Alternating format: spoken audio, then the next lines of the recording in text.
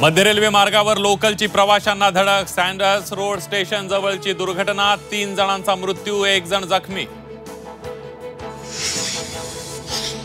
जुना सातबारा दाखवून जमीन व्यवहार करत शासनाची फसवणूक, 7 दिवसांमध्ये चौकशी करून अहवाल सादर करणार, नोंदणी महानिरीक्षक राजेंद्र मुठे यांची झी24 तासला माहिती। पुणे जमीन गैरव्यवहार प्रकरणी झी24 तासच्या बातमीनंतर कारवाईला वेग, हवेली क्रमांक 4 चे दुय्यम उपनिबंधक रवींद्र तारू यांच्यावर निलंबनाची कारवाई।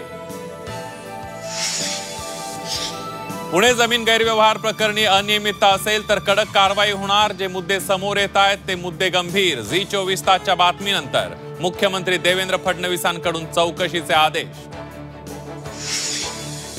पुण्यातील जमीन गैरव्यवहार प्रकरणात माझा काहीही संबंध नाही, उपमुख्यमंत्री अजित पवारांचं वक्तव्य, तर चुकीच्या गोष्टींना पाठिंबा देणार नसल्याचंही केलं स्पष्ट।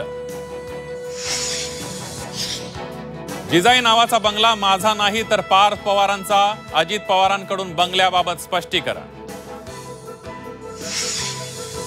मराठी अमराठीवरून आपल्यात भांडणं लावतात, मात्र यांची मुलं जमिनी लाटतात, जमीन गैरव्यवहारावर उद्धव ठाकरेंची जोरदार टीका। फक्त चौकशी नाही, ठोस कारवाई व्हायला हवी, सामाजिक कार्यकर्त्या अंजली दमानिया यांची मागणी, आर्थिक गुन्हे शाखा ईडीकडे तक्रार करणार असल्याचंही अंजली दमानिया यांचा इशारा।